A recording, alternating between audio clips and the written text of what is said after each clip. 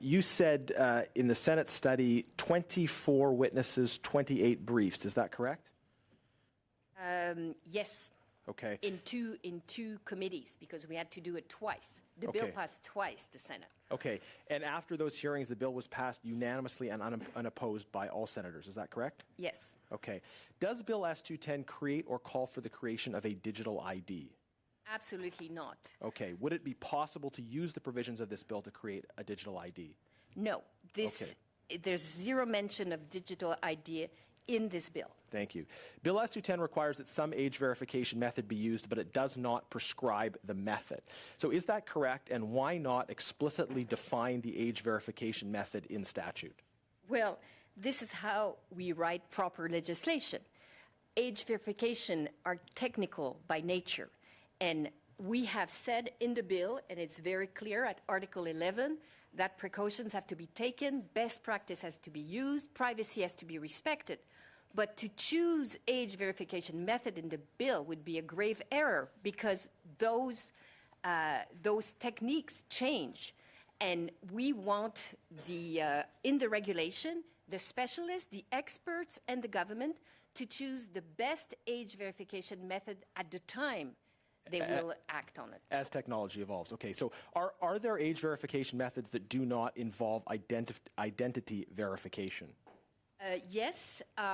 If I take here, if I quote from the Ofcom, which is the regulatory agency in Britain, one of them, they say kinds of age insurance that could be highly effective, because they're at the stage of putting in regulation. They have passed a whole bill about that. And they mention face age estimation, which is, you've heard about age estimation. It works by analyzing the feature of a user face to estimate their age, but there's no collection at all of identity. It's done through estimation plus or minus 2 years. So that's one of them. There are obviously others. And there are others besides the face method that would not involve looking at face, but also still provide age estimation without identity. Absolutely. Okay. Could the verification process be done by a third party, such that a person's identity could never be linked with their pornography use habits, even if there was a data breach? Well, if you look at our bill, Article 11 say best practices have to be followed, and obviously, third-party verification is one of the best practices. This is what Germany, France, and the UK are proposing or have implemented already. And the idea, obviously, is not to give any personal data to either porn sites or platforms on the web. Right, and just to clarify, that separates the verification from the site. And you get confirmation of age, and then you take that somewhere else. Well, it's called, in fact, double anonymity. Yeah. Because on one side, the third party the third party does the verification with all the best practices and is submitted to all the privacy law, and it just sends to the porn sites a token, and the only question is this customer 18 years old and more? Okay. So the porn site never knows who is coming in the porn site. Excellent.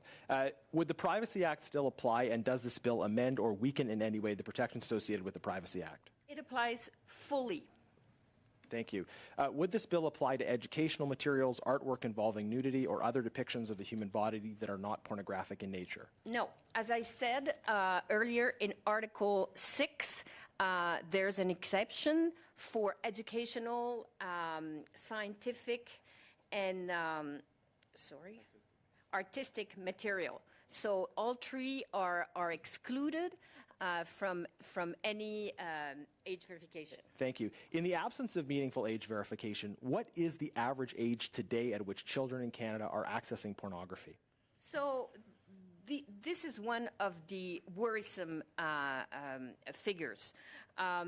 The average age varies, according to the studies, between 11 and 13 years old, but you should know that the first encounter with porn, 50% of the 13-year-old had their first encounter with porn, 27% of the 11-year-old had it, And 10% of 9-year-olds have already watched or been in contact with porn. So we're talking here about huge figures. Senator, that is horrifying to me. Those are absolutely horrifying numbers.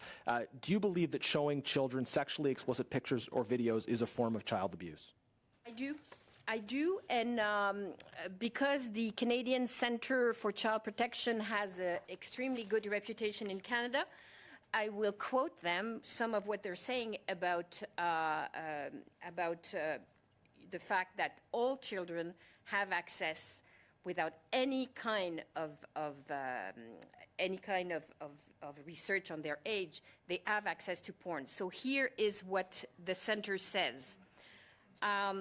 So among the harms to children exposed to sexually explicit material, you have difficulty forming a healthy relationship, harmful sexual beliefs and behaviors, a normalization of sexual harm.